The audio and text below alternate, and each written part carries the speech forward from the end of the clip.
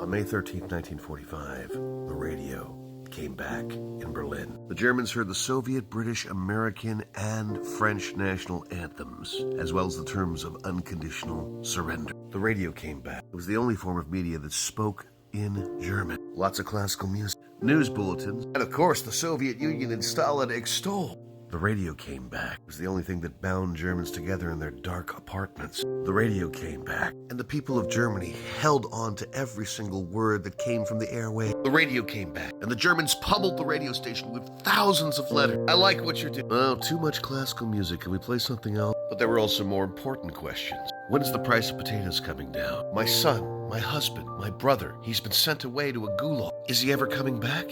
The radio came back, but the radio can only answer certain questions that were authorized by Stalin. The radio came back. The people needed it. The people hungered for the radio. Their letters to the radio station began, "Dear Radio." But was the radio really there for the German people? The radio came back. The Red Army had raped and pillaged most of Germany. It's pretty ugly if you read the history. But the radio had come back. The Russians invested in this radio, and the people had no idea how they were being manipulated. Now, what is the equivalent to the radio coming back in Berlin right now? Well, it's obviously us here on TikTok. TikTok is still going away. The ban has only been postponed. But if TikTok comes back, will it be very much like the radio coming back in Berlin on May of 1945?